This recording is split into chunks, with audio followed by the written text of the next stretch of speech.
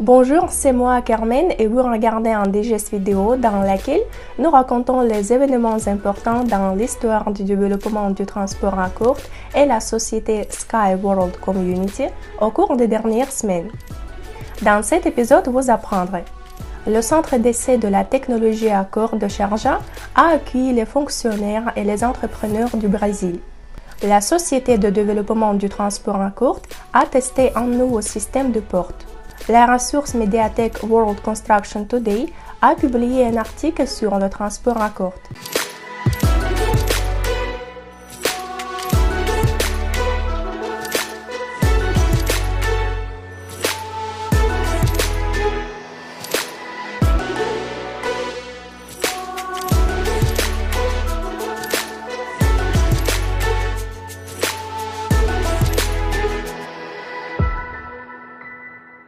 Commençons par les nouvelles des Émirats arabes unis.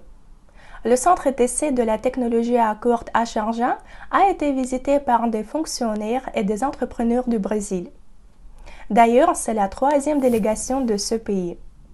La partie principale de la visite consistait en un tour sur un unicar tropical certifié, sur une piste de 400 mètres de long.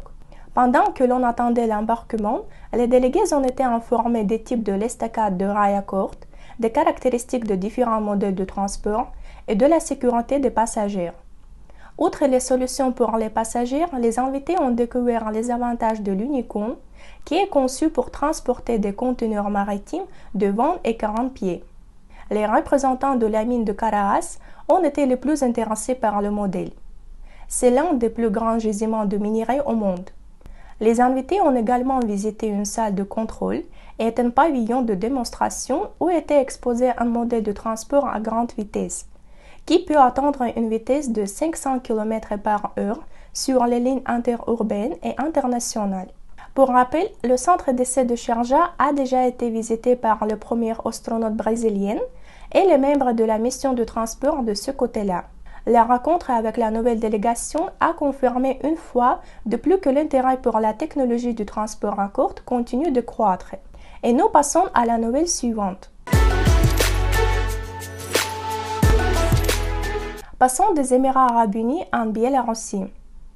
La société de développement du transport à courte a testé des portes coulissantes.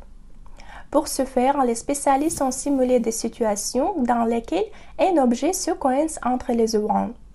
Le fait d'être coincé par une porte reste l'une des causes les plus fréquentes de blessures dans le transport public. Pour résoudre ce problème, les spécialistes de la société ont créé leur propre système qui permettra aux passagers d'entrer et de sortir en toute sécurité du véhicule.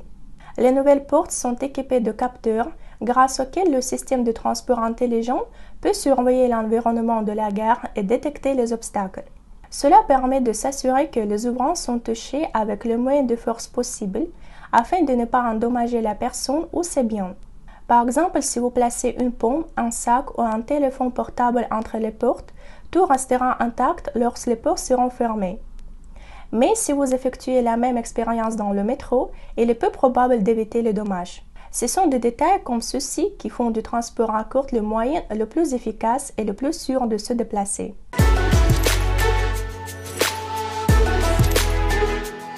Un nouvel article sur le projet a été publié sur World Construction Today. L'auteur de la publication a comparé le développement du transport à courte avec le développement des systèmes de transport traditionnels.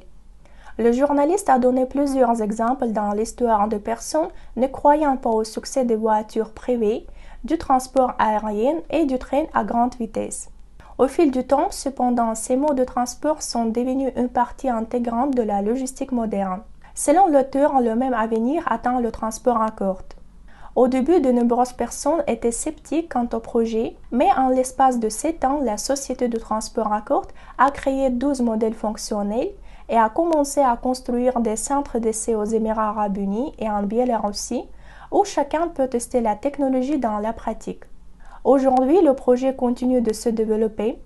D'ici 2025, l'entreprise prévoit de construire une piste à courte à grande vitesse et d'y tester des véhicules pouvant atteindre une vitesse de 500 km/h. Des négociations sont déjà en cours pour l'attribution d'un terrain approprié. Lisez l'article original en cliquant sur le lien dans la description de cette vidéo. C'était toutes les nouvelles pour aujourd'hui.